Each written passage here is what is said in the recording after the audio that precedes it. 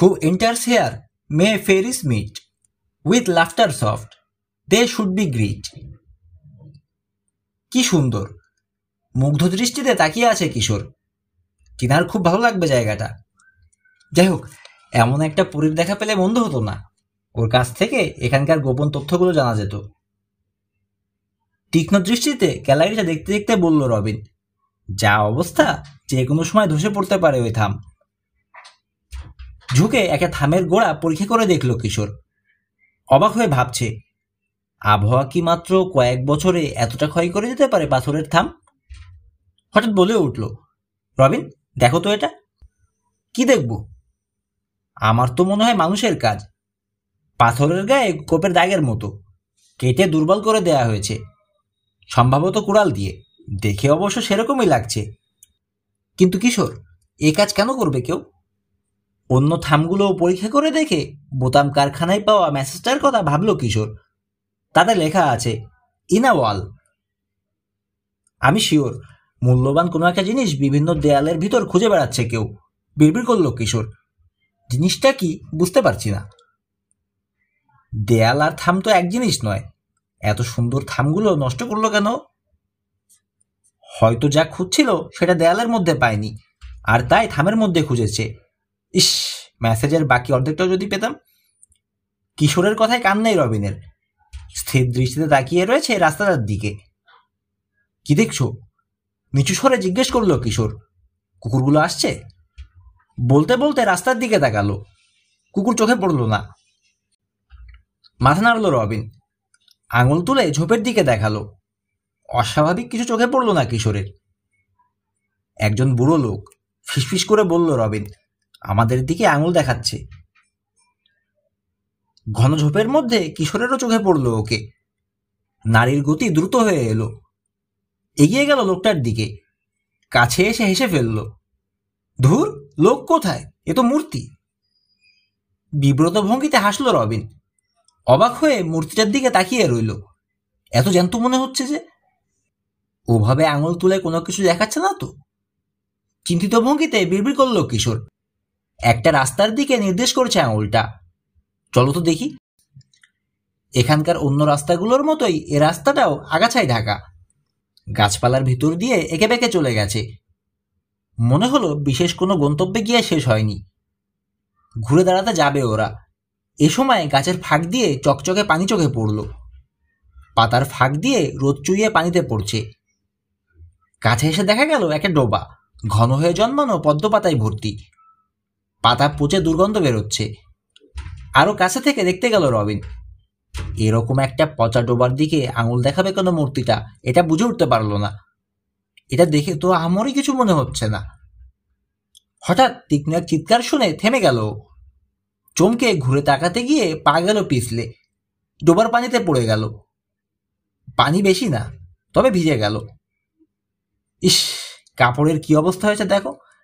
হাঁচড়ে পাচড়ে পানি থেকে ডাঙায় উঠে এসে বলল রবিন, এখন কি করব? পিচ্ছিল ঢালবে ওকে উপরে উঠতে সাহায্য করলো কিশোর। কাছেই একটা পাথরে তৈরি বাড়ির দিকে তাকালো। এক সময় বোধহয় টুলসেট হিসেবে ব্যবহার করা হতো ওটাকে।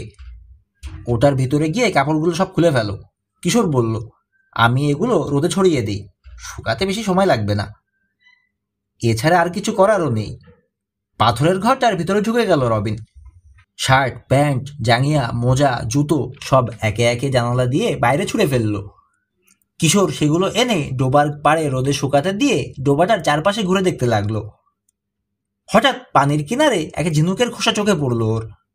ভাবল, রবিন পানিতে পড়ায় ঝাঁকি খেয়ে নিচ থেকে ওটা উঠে এসেছে। প্রথমে বিশেষ গুরুত্ব দিল না কিশোর, কিন্তু এ ধরনের ঝিনুকের খোসা ডোবায় থাকাটা অস্বাভাবিক মনে হলো তার। একটা মুহূর্ত চুপ করে তাকিয়ে থেকে কি ভাবলো। তারপর জুতা মোজা খুলে পানিতে নামলো। হাত ডুবিয়ে পানির নিচের বালিতে দেখলো ঝিনুকের স্তর বিছিয়ে রয়েছে, তবে কোনোটা জ্যান্ত নয়, শুধু খোসা। অদ্ভুত তো, ভাবলো।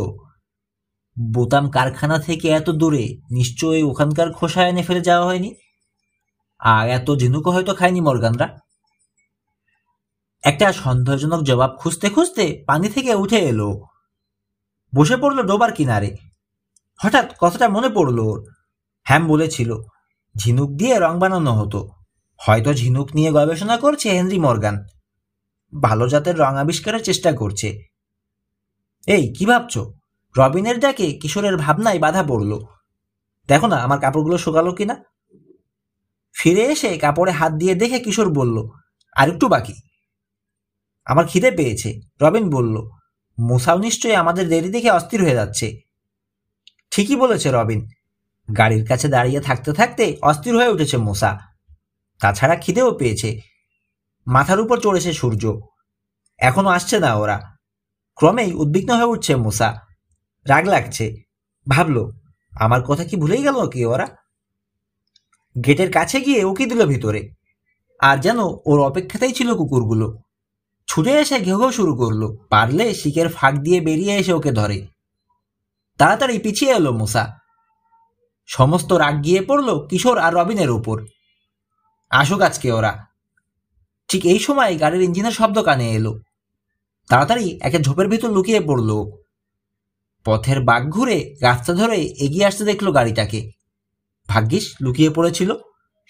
চালককে দেখে ভাবল, ড্রাইভারের আসনে বসে রয়েছে যে লোকটা, সে আর কেউ নয়, স্বয়ং উইলিয়াম জোন্স। গাড়িতে ও একা। গাড়ি থামিয়ে নামলো লোকটা। হেঁটে এসে দাঁড়ালো স্যালভেজ ইয়ার্ডের গাড়িটার কাছে। ভুরু কুচকে তাকিয়ে থেকে বিড়বিড় করে কি বলল দূর থেকে বুঝতে পারছে না মোসা। ধীরে ধীরে গিয়ে দাঁড়ালো গেটের কাছে। তালা খুলল। বোধহয় ভেতরে ঢুকবে ভাবছে মোসা। ধরা পড়বে কিশোর ও রবিন। বেআইনিভাবে ঢোকার অপরাধে আদালতে কেস ঠুকে দেবে জোন্স। না, ওদেরকে সাবধান করা দরকার। কিন্তু করবে কিভাবে? উদ্বেগ বাড়ছে মোসার। ওর দিকে পেছন ফিরে আছে উইলিয়াম জোন্স। একটা সেডান গাড়িতে করে এসেছে। গাড়িটা রয়েছে মোসার কাছ থেকে মাত্র 10 ফুট দূরে। ইঞ্জিন বন্ধ করা হয়নি, চলছে। বেশি ভাবার সময় নেই। ঝোপ থেকে বেরিয়ে সোজা গাড়িটার দিকে ছুটল মোসা। পিছনে ঢুকে গুটিসুটি হয়ে বসলো মেঝেতে। গাড়ির কাছে ফিরে এলো জোন্স। ড্রাইভিং সিটে বসলো। মোসাকে দেখতে পায়নি। চিন্তিত ভঙ্গি। গাড়িটা নিয়ে খোলা গেট দিয়ে ঢুকে পড়লো এস্টেটের ভেতর। রবিন, তুমি থাকো ওখানে, কিশোর বলল। আমি একটু ঘুরে দেখে আসি। তোমার কাপড় শুকাতে শুকাতে চলে আসব। দেরি করো না কিন্তু, একা একা এখানে আমি। না, করব না, হাসলো কিশোর। বেশি দূরে যাব না আমি। ডোবার পানিতে প্রচুর ঝিনুকের খোসা আছে। আমার ধারণা আশেপাশেই কোথাও রঙের বোতল পেয়ে যাব। হাঁটতে শুরু করলো কিশোর। চারিদিকে কড়া নজর রাখলো। স্টোররুম খুঁজছে, ছোটখাটো কোনো বাড়ি যেখানে জিনিসপত্র রাখা হতো। কিন্তু বাড়ি কিংবা ছাউনি কোনো কিছু চোখে পড়ল না। ফলে যতখানি যাওয়ার ইচ্ছে ছিল ওর, তার চেয়ে বেশি দূরে চলে এলো। আরে কি হলো? বিড়বিড় করে বলে থমকে দাঁড়ালো হঠাৎ। চাপা একটা ভারী শব্দ কানে এসেছে। সেই সঙ্গে কেঁপে উঠল মাটি। চুপচাপ দাঁড়িয়ে অপেক্ষা করতে লাগলো, কিন্তু আর কোনো শব্দ শুনল না। দূরে সাদা মেঘের মতো ধুলে উঠতে দেখলো। আবার বোমা, ভাবছে ও। তার মানে গতকাল প্লেন থেকে যে ধোঁয়া দেখেছিলাম, সেটাও আসলে বিস্ফোরণের কারণেই। খুব সাবধানে ধুলোর মেঘের দিকে এগোলো, কিন্তু সামনে রাস্তা বন্ধ দেখলো। উঁচু কাটা ঝোপের বেড়া পত্রত করে রেখেছে। কাটার জন্য তাতেও চড়া যাবে না, ডিঙিয়ে ওপারেও যাওয়া যাবে না। বেড়ার পাশ দিয়ে এগোলো, কোনো ফাঁক ফোকর কিংবা গেট পাওয়া যায় কিনা দেখার জন্য। আর ঠিক এই সময় কানে এলো গাড়ির ইঞ্জিনের শব্দ। কেউ ঢুকেছে এস্টেটের ভেতর। কাছে আসছে শব্দটা। কে এলো দেখার জন্য বেড়ার ফাঁক দিয়ে উকি দিল কিশোর।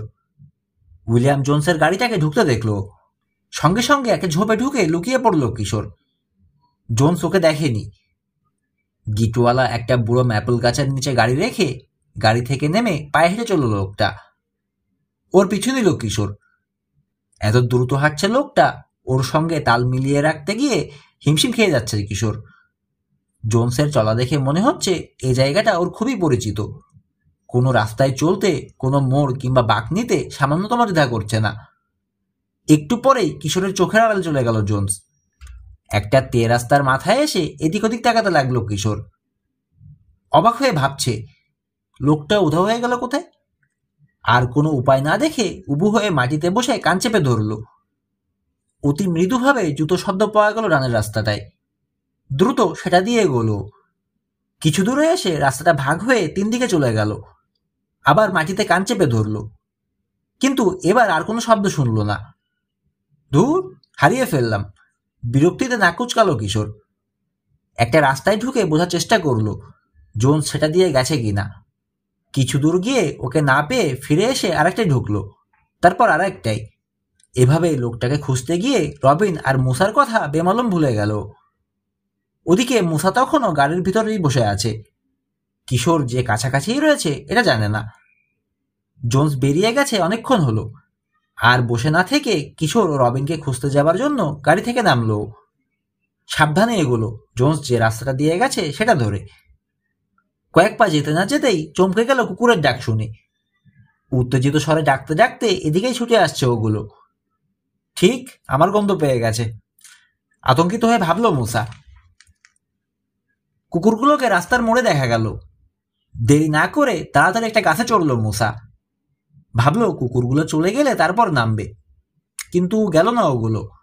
গাছের গোড়ায় দাঁড়িয়ে ওর দিকে তাকিয়ে ঘেঘেও শুরু করলো। ওদিকে টুল হাউসে অস্থির হয়ে কিশোরের ফেরার অপেক্ষা করছে রবিন। জানলা দিয়ে ওর কাপড়গুলো দেখতে পাচ্ছে, ডোবার পাড়ে রোদে ছড়ানো। এতক্ষণে নিশ্চয়ই শুকিয়ে গেছে। না, আর একটা মিনিটও থাকতে পারবো না এখানে, অধৈর্য হয়ে ভাবলো। আশেপাশে কেউ নেই, এই সুযোগে গিয়ে কাপড় পরে ফেলবো। টুল হাউসের দরজায় এসে দাঁড়ালো রবিন। বেরোতে গিয়ে থমকে দাঁড়ালো। এলোমেলো চুলওয়ালা, রং মলিন হয়ে যাওয়া ওভারঅল পরা একটা ছেলে বেরিয়ে এলো গাছের আড়াল থেকে। বয়স 11-12 মতো হবে। কাপড়গুলো দেখলো, চারপাশে তাকিয়ে কাউকে না দেখে তাড়াতাড়ি ওগুলো তুলে নিয়ে রওনা হলো। এই দাঁড়াও, ওগুলো আমার।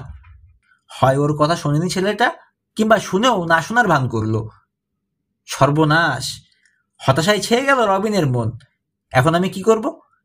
কিশোরের তো খবরই নেই, আর এখানে আমি একা বসে আছি, একটা কাপড়ও নেই গায়ে। দুই বন্ধু যে কি ভীষণ সমস্যায় পড়েছে জানলো না কিশোর। সে তার নিজের কাজে মগ্ন। উইলিয়াম জোন্সকে খোঁজার জন্য যে রাস্তাটা বেছে নিয়েছে ও, সেটা ওকে লোকটার কাছে না আনলেও মর্গান ক্যাসলের কাছে নিয়ে এলো। ধূসর রঙের বড় বড় পাথরে তৈরি অট্টালিকাটার বেশিরভাগটাই ছেয়ে রয়েছে আইভি লতায়। ছাদের কিনার ঘেঁষে তৈরি করা হয়েছে টারিট, দুর্গের এক ধরনের ছোট ছোট ঘর। দুই প্রান্তে দুটো বড় বড় ঘর, ইংলিশ ক্যাসেলের হুবহু নকল। কিশোর ভাবল, কেবল আকারে ছোট, এই যা। ওদের ছোট্ট খুপড়ি থেকে বেরিয়ে টিনা আর ওর মা এসে এখানে থাকতে পারলে খুব ভালো হতো। প্রতিবেশী পাজি টম ইয়ানমোরের হাত থেকেও রেহাই পেত টিনা। দূর থেকে ভেসে আসা চিৎকারে ওর ভাবনায় বাধা পড়ল। প্রথম দিন এস্টেটে এসেও এই চিৎকার শুনেছিল ওরা, ভয় পেয়েছিল মুসা। তবে আজকের শব্দটা অন্যরকম মনে হলো। আবার শোনা গেল চিৎকার, মানুষের, তাতে কোনো সন্দেহ নেই। দুর্গের ভেতর কি কেউ আটকে রয়েছে? হঠাৎ করেই মনে হলো হয়তো কোনো একটা টাওয়ারের ঘরে বন্দি করে রাখা হয়েছে করিনা টিমন্সকে। না, ভিতরে ঢুকতেই হবে আমাকে, সিদ্ধান্ত নিয়ে ফেললো কিশোর। কারো সাহায্যের প্রয়োজন হয়ে থাকলে। বাড়িটাকে ঘিরে চক্কর দিতে শুরু করলো। যত্নের অভাবে ধ্বংস হওয়া বাগানগুলোর মাঝখানে দাঁড়ানো রাজকীয় অট্টালিকাটার চেহারাটা কেমন করুণ আর বিষণ্ণ দেখাচ্ছে। হা হয়ে খুলে রয়েছে বিশাল বাড়িটার একপাশের একটা দরজা। উইলিয়াম জোন্স খুলে রেখেছে কিনা কে জানে। ঢুকতে গিয়েও দ্বিধা করলো, অনধিকার চর্চা হয়ে যাবে ভেবে। তবে কেউ একজন বিপদে পড়েছে, তাকে উদ্ধার করার কথা ভেবে দ্বিধাটা কাটালো। ঢুকে পড়লো খোলা দরজা দিয়ে। লম্বা একটা করিডোর এঁকে বেঁকে চলে গেছে সামনের দিকে। তার পাশে বড় বড় ঘর, কাঠের সুন্দর প্যানেল করা। বেশিরভাগ ঘরই খালি, কয়েকটাতে রয়েছে মেহগনি কাঠের পুরনো ধাঁচের আসবাবপত্র। পুরনো হলেও খুবই সুন্দর জিনিসগুলো। এক নজর দেখেই বোঝা গেল দামি যা ছিল বেশিরভাগই সরিয়ে ফেলা হয়েছে। আশ্চর্য, ভাবলো, আমি তো ভেবেছিলাম দুর্গটা যেভাবে যে অবস্থায় ছিল সেভাবেই রেখে যাওয়া হয়েছে করিনার জন্য। জানালার কাঠের শাটারগুলো বন্ধ, আলো ঢুকছে খুবই সামান্য, আর তাতে কেমন বিষণ্ণ লাগছে ঘরগুলোকে। অগোছালোভাবে পড়ে থাকা পুরনো চেয়ারগুলোকে ভুতুড়ে দেখাচ্ছে। এই পরিবেশে ম্লান আলোয় উঁচু একটা দেয়াল জোড়া আয়নার ভিতরে নিজের প্রতিবিম্ব দেখে নিজেই চমকে গেল কিশোর। আর এ সময় আবার কানে এলো চিৎকার।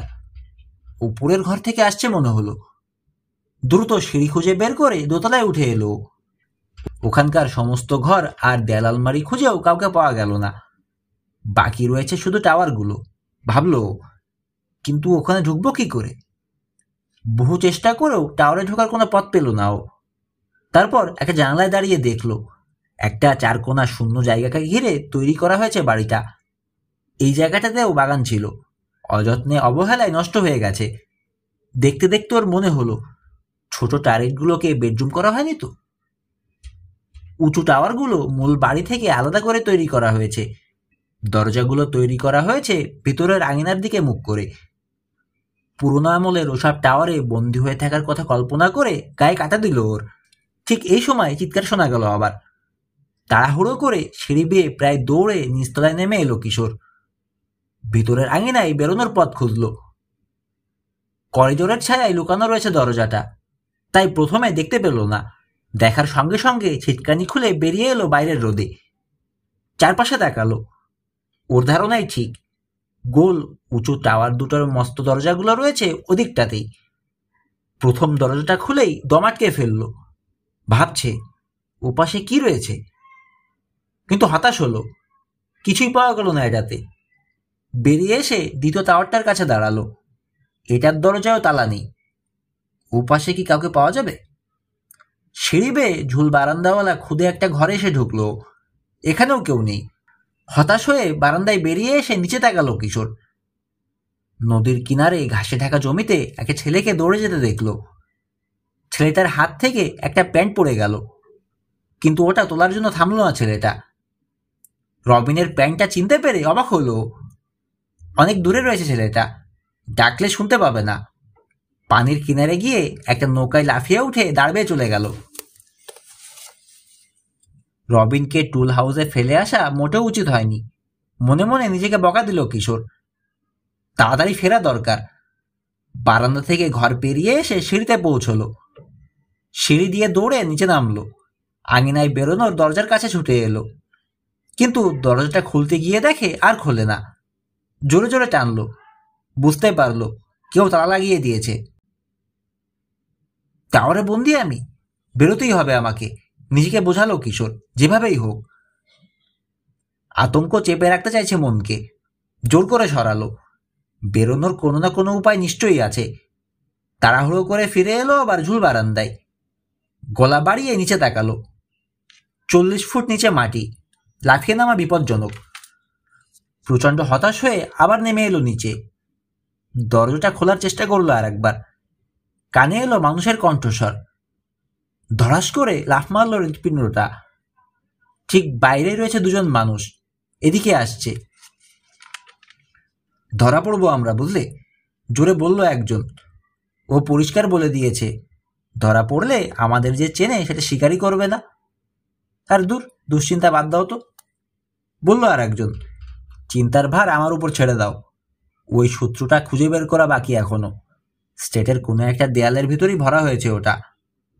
তা তো বুঝলাম, কিন্তু কোন দেয়াল? রুক্ষ কণ্ঠে প্রশ্ন করলো প্রথম লোকটা। দেয়ালের তো অভাব নেই এখানে, তবে যতখানি পেয়েছি তাতেই আমি সন্তুষ্ট।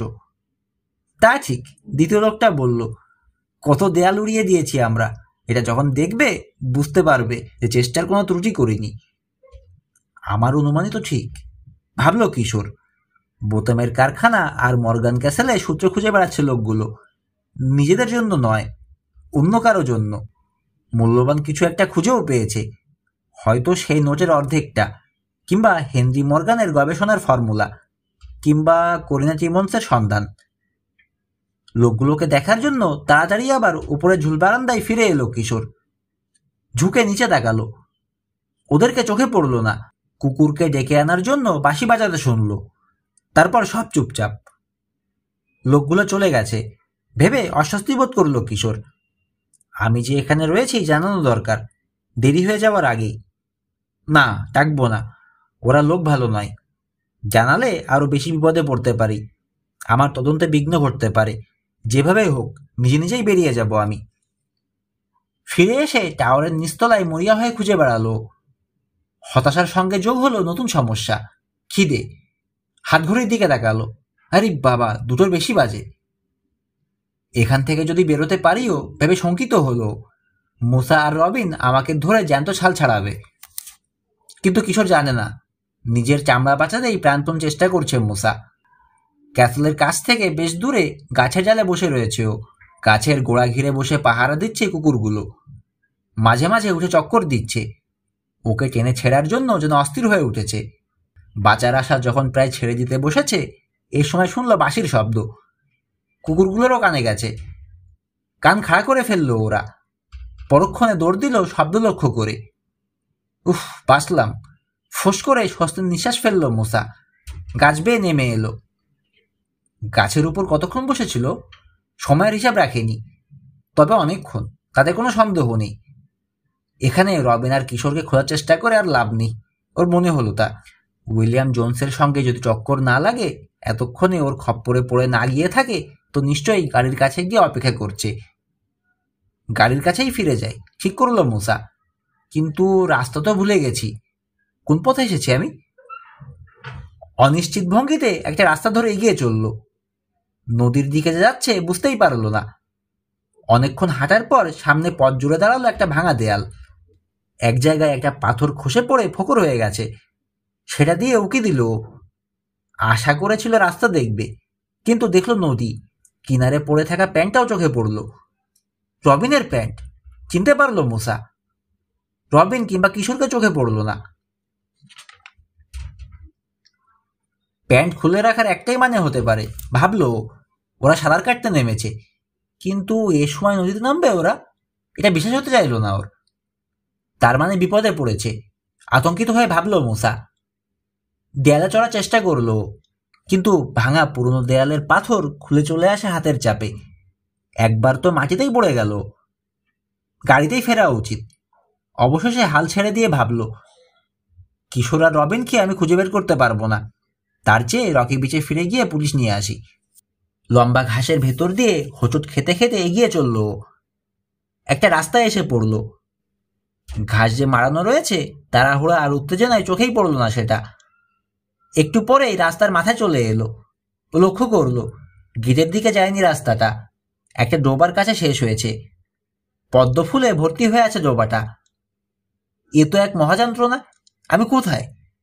মরিয়া হয়ে নিজেকে প্রশ্ন করলো। আর তখনই কানে এলো চিৎকারটা, মুসা, মুসা! চরকির মতো পাক খেয়ে ঘুরে দাঁড়ালো। কাউকে চোখে পড়ল না। কয়েক গজ দূরে একটা পাথরে তৈরি টুল শেড, গাছের ডাল ঝুলে থেকে জানালা আড়াল করে রেখেছে। মুসা! অধৈর্য ভঙ্গিতে আবার ডাকলো কণ্ঠটা, এখানে এসো, টুল শেডে। রবিনের গলা, চিনতে অসুবিধা হলো না মুসার। দৌড়ে এলো বাড়িটার কাছে, ভিতরে উকি দিল। আমি তো ভেবেছিলাম কোনোদিনই আর আসবে না তোমরা। কতক্ষণ যে বন্দী হয়ে আছি এখানে। অভিযোগের সুরে বলল রবিন। কিশোরকে পাই আগে, তারপর দেখাবো মজা। কিন্তু তোমার এই অবস্থা কেন? অবাক হয়ে তাকিয়ে আছে মুসা। ঠান্ডা লেগে তো মরবে। তাড়াতাড়ি গায়ের রেনকোটটা খুলে বাড়িয়ে দিল রবিনের দিকে। নাও, পরে নাও, কাজ চালাও আপাতত। রেনকোটটা পরে নিল রবিন, বাইরে বেরিয়ে এলো। ডোবার পাড়ে জুতো জোড়া পরে থাকতে দেখলো। শুধু কাপড়গুলো নিয়েছে ছেলেটা, জুতো নেয়নি। রবিনের প্যান্টটা নদীর পাড়ে পড়ে থাকতে দেখেছে। ওকে জানালো মুসা, থাক ওখানেই থাক, পরে আনবো। রবিন বলল, আগে কিশোরকে খুঁজে বের করি। এতক্ষণেও যেহেতু ফেরেনি, আমার মনে হয় কিছু একটা হয়েছে ওর। আগে গাড়ির কাছে চলো। মুসা বলল, হয়তো ওখানে আমাদের জন্য অপেক্ষা করছে ও। কিন্তু তা কেন করবে? রবিনের প্রশ্ন। আমি যে কাপড় ছাড়া বসে রয়েছি, বেরোতে পারবো না, এটা তো জানে। হয়তো ভেবেছে ওর দেরি দেখে বেরিয়ে এসে পড়ে নিয়েছ। নিশ্চিত হতে পারলো না রবিন। তবু মুসার কথা মতো গাড়ির দিকে রওনা হলো। কুকুরগুলোর কোনো সাড়া শব্দ পাওয়া গেল না। রাস্তায় কারো সঙ্গে দেখাও হলো না। সামনের গেটের পাশের দেয়ালটা পেরিয়ে অন্য পাশে নামলো ওরা।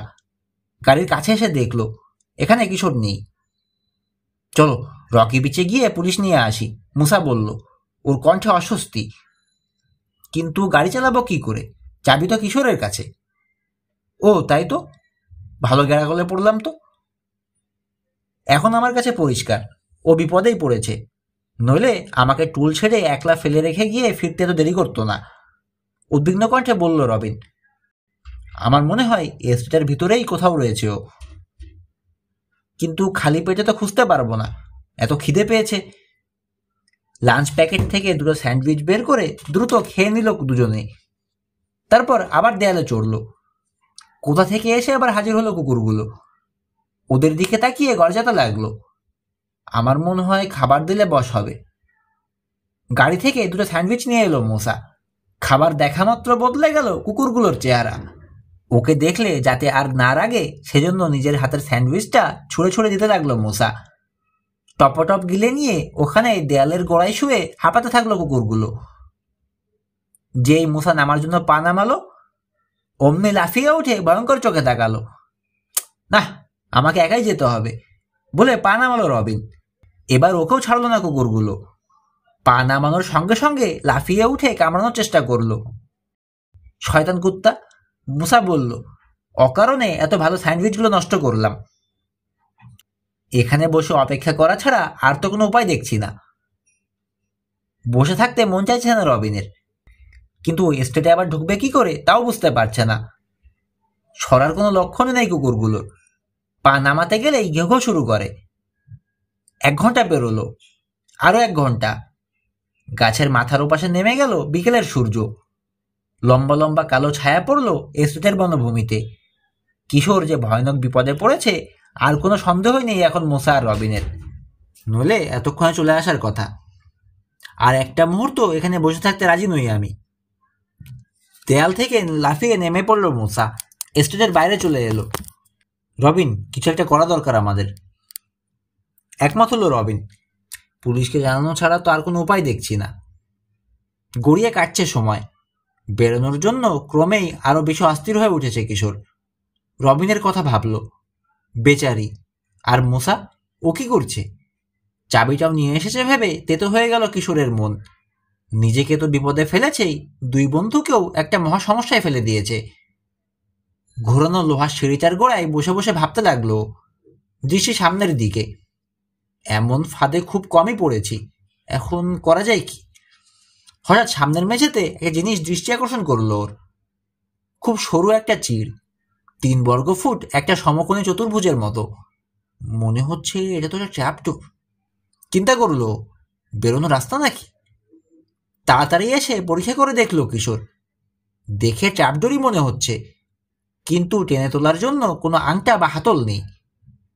আঙুল দিয়ে চেষ্টা করলো প্রথমে, তারপর ছোট পকেট নাইফের ফলা দিয়ে চেষ্টা করলো। ফাঁকের ভিতর ঢুকিয়ে চার দিয়ে তোলার চেষ্টা করলো। কট করে ভেঙে গেল ফলাটা। এখন খুলবো কি করে? মরিয়া হয়ে চারপাশে তাকালো। পুরো টাওয়ার খুঁজেই কিছুই পাওয়া গেল না। 1 ঘন্টা ব্যর্থ চেষ্টার পর হাল ছেড়ে দিল। রুমটা বড় বেশি বদ্ধ লাগছে এখন। খাবারের অভাবে নয় তো। জিভ শুকিয়ে খসখসে হয়ে গেছে। সিঁড়ি বেয়ে উপরে উঠে বারান্দায় চলে এলো তাজা বাতাসের জন্য। আকাশে মেঘ জমছে। শেষ সূর্যের আলো ঢাকা পড়েছে। আর কিছুক্ষণের মধ্যেই অন্ধকার হয়ে যাবে। মাঝে সাঝে প্যাঁচার তীক্ষ্ণ চিৎকার আর ব্যাঙের ডাক ছাড়া আর কোনো শব্দ নেই। তারপর হঠাৎ করেই পায়ের শব্দ কানে এলো। কেউ ওকে উদ্ধার করতে আসছে ভেবে প্রথমে চিৎকার করে উঠতে যাচ্ছিল, কিন্তু যদি শত্রুপক্ষের কেউ হয় এটা ভেবে থেমে গেল। বারান্দার রেলিংয়ের উপর দিয়ে ঝুঁকে নিচে তাকালো।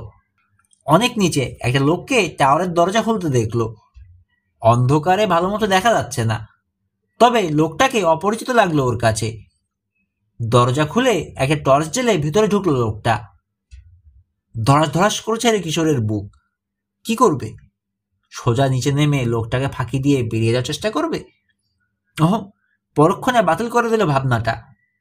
মর্গান ক্যাসেলে রহস্যময় যেসব ঘটনা ঘটছে তার সঙ্গে নিশ্চয়ই জড়িত আছে এই লোকটা। ওর মনে হলো ও এখন ধরা পড়ে গেলে মিসেস কুপার আর তিনার জন্য আর কিছুই করতে পারবে না। ওদের সমস্ত আশা ভরসা শেষ হয়ে যাবে। লোকটা ব্যস্ত থাকতে থাকতে আমার বেরিয়ে যাওয়া দরকার, ভাবছে কিশোর। উপরে যেহেতু এখন আসেনি, নিশ্চয়ই ট্র্যাপডোর খুলে নিচে নেমে গেছে লোকটা। ঝুল বারান্দা থেকে এসে ছোট ঘরটা পেরিয়ে দরজার দিকে এগোলো কিশোর। ভাগ্যিস দরজার কাছে পৌঁছায়নি তখনও, কারণ ঠিক ওই মুহূর্তে খোলা দরজা দিয়ে আলো এসে পড়লো ঘরে। একটুর জন্য কিশোরের গায়ে পড়লো না। চোখের পলকে ছায়া সরে গেল। লোহার সিঁড়ি থেকে নেমে এসে ঘরে ঢুকলো লোকটা। ভীষণ দমে গিয়ে দরজার পাশে দেয়ালে গা ঘেঁষে দাঁড়ালো কিশোর। কোনো দিকে না তাকিয়ে সোজা বারান্দার দিকে এগোলো লোকটা। রেলিং ঝুঁকে দাঁড়িয়ে টর্চের আলো ধীরে ধীরে উপরে নিচে নামালো একবার, সংকেত দিচ্ছে বোধহয় কাউকে। লোকটার মুখে টর্চের আলোর আভা পড়ছে। নিষ্ঠুর চেহারার এই মানুষটাকে আগে কখনো দেখেনি কিশোর।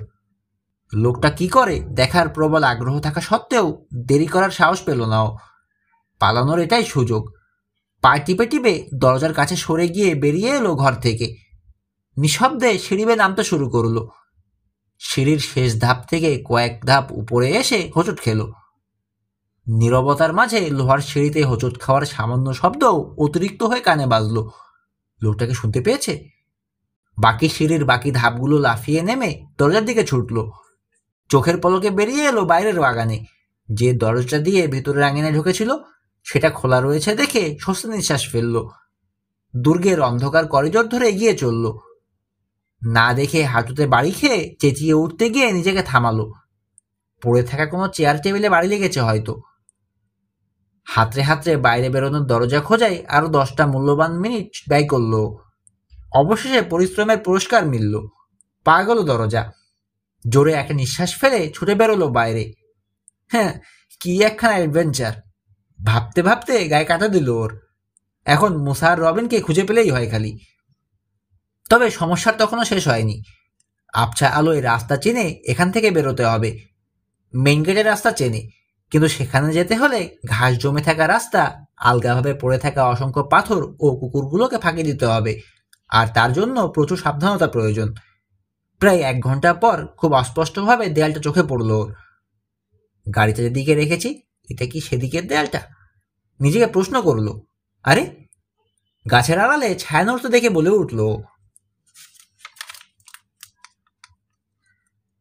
কথা শেষ হলো না, তার আগেই ছুটে এলো ছায়াটা। তীক্ষ্ণ চিৎকারে ভেঙে দিল নীরবতা। কুকুর! ওদের বিশ্বাস করা যায়? ভাবনাটা খেলে গেল কিশোরের মনে। দিনের আলোয় কিছু না করলেও অন্ধকারে হয়তো ছাড়বে না।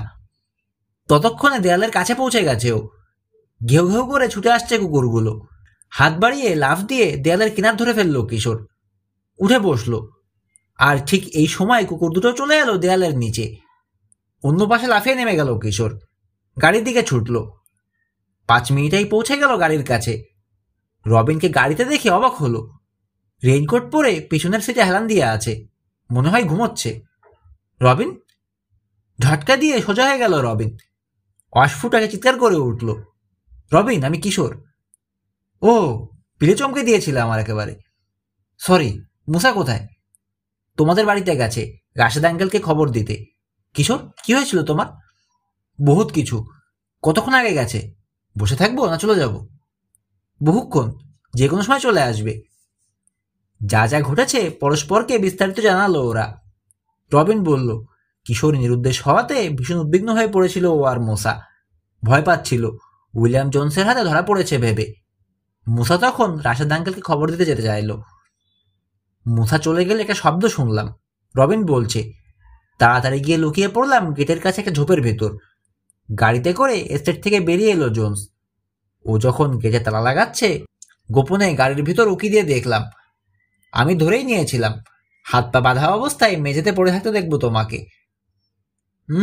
বন্দি হয়েছিলাম ঠিকই, তবে হাত পা বাঁধা ছিল না। হাসলো কিশোর। এখনো হাসতে পারছে দেখে নিজেই অবাক হলো। তারপর সোজা তোমাদের গাড়িটার দিকে এগোলো জোন্স। ও, তার মানে ও ঢোকার সময় গাড়িটা এখানে দেখেছে? গুঙিয়ে উঠল কিশোর। অথচ আমি ভেবেছিলাম এমনভাবে লুকিয়ে রেখেছি কারো চোখে পড়বে না। গাড়ির লাইসেন্স নম্বরটা মনে রাখলে সহজেই বের করে ফেলবে কাদের গাড়ি এটা।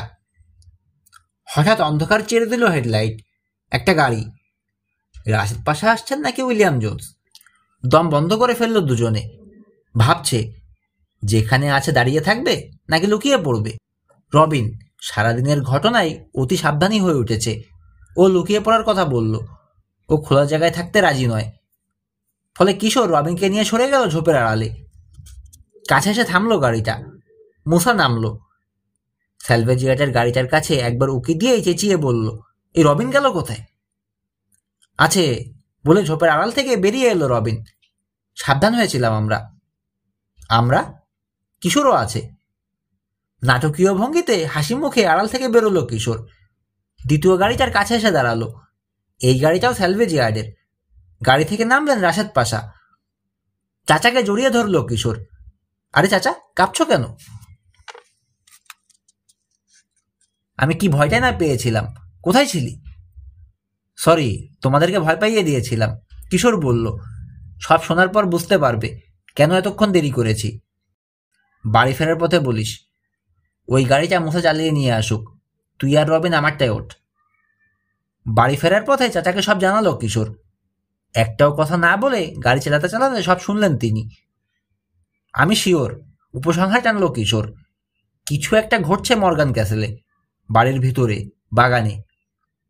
চাচা, দেয়ালগুলো বয়সের ভারে নষ্ট হয়নি, কোনো কারণে নষ্ট করা হয়েছে। রহস্যময় মনে হচ্ছে, রাশেদ পাশা বললেন। যা বোঝা যাচ্ছে উইলিয়াম জোনস এতে জড়িত। আপাতত মন থেকে ওদের চিন্তা বাদ দিয়ে বিশ্রাম নেবার চেষ্টা কর, আর বাড়ি গিয়ে ভালো মতো পেট ভরে খাবি। রবিনকে ওদের বাড়িতে নামিয়ে দেওয়া হলো, আর মুসা গাড়িটা ইয়ার্ডে ঢুকিয়ে রেখে তাকে সাইকেল নিয়ে চলে গেল। ঘরে ঢুকেই সোজা রেফ্রিজারেটরের দিকে দৌড় দিল কিশোর। উদ্বিগ্ন অবাক চোখে তাকিয়ে আছেন মেরি চাচি, যেন কিশোরের উদ্দেশ্য বুঝতে পারছেন না। কিন্তু কতক্ষণ না খেয়ে আছে কিশোর সেটা শোনার পর আরো উদ্বিগ্ন হলেন তিনি। কতবার বলেছি এসব গোয়েন্দাগিরি ছাড়, শুনবি নে। কোন দিন যে অপঘাতে মরবি। ফ্রিজে কি আছে দেখ, খেতে থাক। ব্যস্ত হয়ে চুলো জ্বালালেন তিনি। তাড়াতাড়ি রেফ্রিজারেটর থেকে দুধ আর কফি বের করল কিশোর। টেবিলে বসে খেতে খেতে চাচিকে সারাদিনের অ্যাডভেঞ্চারের কথা জানালো।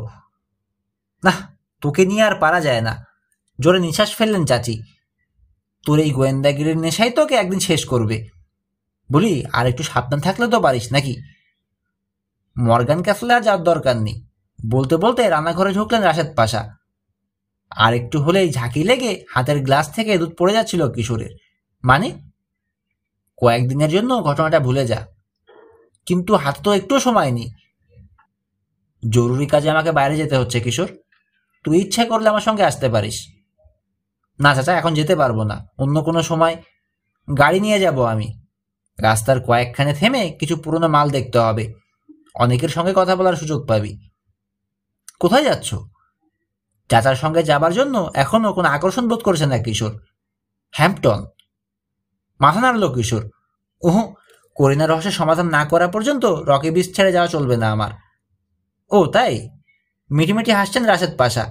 আমি ভেবেছিলাম হ্যাম্পটনে যেতে আগ্রহী হবি তুই। ওখানেই করিনা টিমন্সকে শেষ দেখা গেছে কিনা, এই জন্যই। নিজের কানকে বিশ্বাস করতে পারছে না কিশোর। কি বললে? হাসিটা বাড়ল চাচার। হেনরিভিলের ডাক্তার উইলমারের সঙ্গে কথা বলেছিলাম। অসুখ বিসুখে তিনি করিনা টিমন্সের দেখাশোনা করতেন। যেখানে যাওয়ার জন্য বেরিয়ে নিখোঁজ হয়েছে করিনা, সেখানে তিনি ওকে যেতে বলেছিলেন। চাচা, একটু খুলে বলো।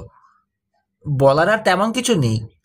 স্বাস্থ্য কিছুটা খারাপ হয়ে পড়েছিল করিনার, তাই ওকে কোথাও গিয়ে কিছুদিন ছুটি কাটানোর পরামর্শ দিয়েছিলেন তিনি, শান্ত কোনো জায়গায়। কোন জায়গায় গিয়েছিলেন করিনা সেটা কি বলছেন তোমাকে ডাক্তার? না, তবে ওর বোন মেরানা টিমন্স অর্থাৎ মিসেস কুপার জানিয়েছেন করিনার হাত ব্যাগে নাকি একটা রেলের টিকিট দেখেছেন, আর সেটা হচ্ছে হ্যাম্পটনে যাওয়ার। তুমি এতক্ষণ বলনি কেন চাচা? লাফিয়ে উঠল কিশোর। আমি তোমার সঙ্গে যাব। হাসলেন রাশেদ পাশা। আমি জানতাম তুই যাবি। তা রওনা হচ্ছি কখন আমরা? কাল সকালে। খেয়ে দে এখনই গিয়ে সুটকেস গুছিয়ে রাখ।